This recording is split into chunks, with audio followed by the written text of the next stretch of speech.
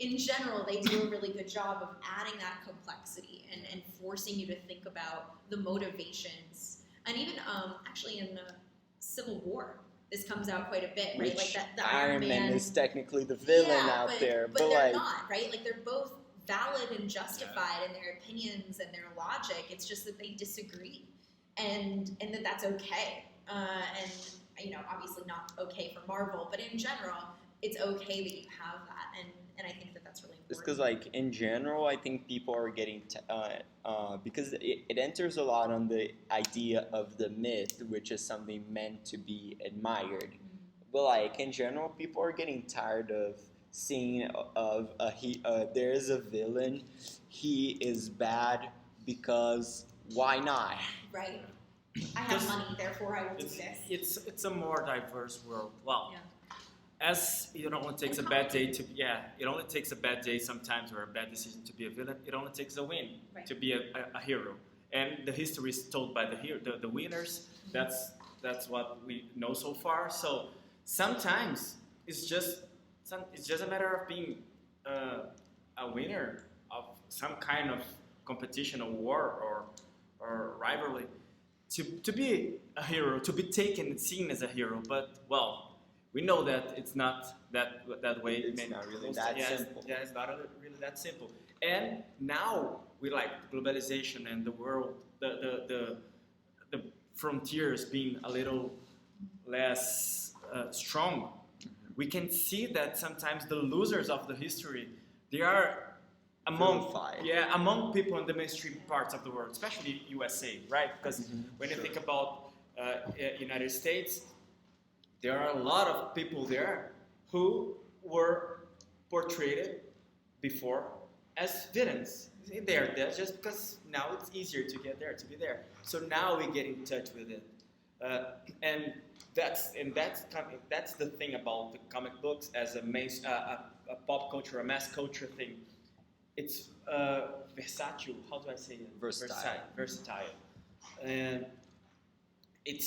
that's incredible. That's incredible because it takes the shape we want, and it's about interpretation, and that's incredible. That's amazing. That's what makes it great, or greater than it was.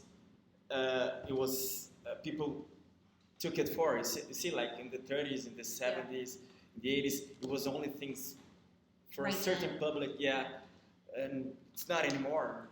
And I think what I love about that too is that it tells us so much about the issues happening when the comics were created, right? Mm-hmm. So like you see like the enemies of the 1940s, right? Yeah. You see the enemies of the 1950s, the 1960s, and how we respond and how we frame those narratives of winning and losing through comic books, and how those political issues become very real. And we see that now too in different ways. Like we see more diversity in the comic books, which is reflecting like our current kind of shift to kind of try and include other voices. And that, I think, says more about us in this time period than, anything else, right? And so just trying to frame, you could do a whole study on like history through comic books, and just really seeing the shifts that take place, and how it's so influenced by world events. Yeah, a good example of that is Wonder Woman. Take Wonder Woman, for instance. She was a character created back in the day in which women had to stay at home and do housewife work. And she is a character that was created to men to me. No, women can do more than that. And that's why that's why I believe that the movie is said during World War One. It is a clever way to frame what the character is supposed to represent. Because like nowadays, the issues that she faced during her origin are not like sexism is still a big deal. But it's not the same. But it's not the same way that it happened back when a character like Wonder Woman was created.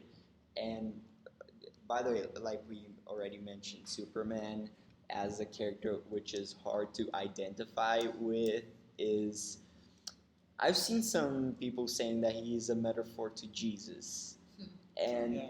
Kind of a savior figure. Yeah. a savior figure that is meant to bring hope to a doomed era per se. Well, see, Yeah. it's interesting because when I think of Wonder Woman, like Wonder Woman was created during the time period of World War One, like right after World War One. But the couple that created her, well, it was Marsden, but with a T-O-N instead of a D-E-N, and his wife and their girlfriend, which was like extremely scandalous for the time in the 1910s. But he and his wife, she was trying to be a Harvard professor, but they wouldn't technically allow her to be a Harvard Because professor. she was a woman. Because she was a woman and she couldn't get her PhD because she was a woman. And so she ended up being his teaching assistant. And a lot of the inspiration for like Wonder Woman's secret identity kind of comes from her and their girlfriend, who was like their student assistant for a while, ended up inspiring kind of other halves of Wonder Woman because she was raised by nuns. And so like the island of women in Amazonia, right? The and Amazons. they were also, the husband and wife ended up creating the lie detector test. They never patented it. They wanted it to be free and available, but that's where the lasso of truth comes from. And like all of these makes parts sense. of their lives that they just kind of incorporated into this character. And, you know, the fact that this was Wonder Woman trying to break into a man's world was almost entirely based on his wife. And it was representative of that time and how to break out of those kind of societal bonds in many ways. Yeah, I honestly believe that comic books, narratives, and the way of telling a story shifts with along with time. Like you mentioned, Wonder Woman. The kind of trouble that she faced back in her origin story is not fitting for the modern day world. But at the same time, we cannot have. It doesn't work if we have all superheroes being historical figures, because that would be kind of boring. Hey now, you're not looking at the right historical figures, Pablo. I mean, clearly. But like I feel you. having all superheroes being historical figures, that would not work. Because Wow. people want something new. But take Watchmen, for instance. Like, they took superheroes as historical figures. And the inspiration. I Yeah, think the inspiration, exactly. for sure. But like an actual real person, and exactly the same, of course not. But 'Cause inspiration. I just said that thing about Superman's interpretation. That's that could be interesting. That could be something, but still, that's not the first take on Superman. Right. At first, Superman was the guardian of justice, truth, and American way. An American Yeah. So Just Americans. Yeah. It doesn't protect anybody else. exactly. So it was totally the opposite. Quite the opposite of it. And there's like the Soviet Russian version of Yes. Yeah. Superman with communism. Yeah, but that was a later take on Superman. It was post Cold War. It was the 80s. And again, how it changes over Yeah. time, right? Yeah. Like the political And scenarios. that version of Superman, it represented communist values, therefore Yeah. kind of vilified him. Yeah. But it wasn't sort of like, I want America to go down.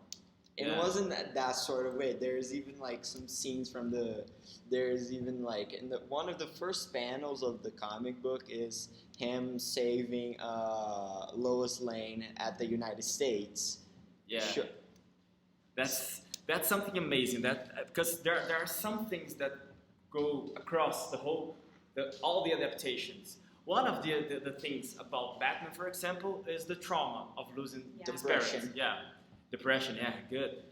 Now we interpret as depression, but the trauma itself. One of the things about Superman is like he's kind of a romantic makes figure.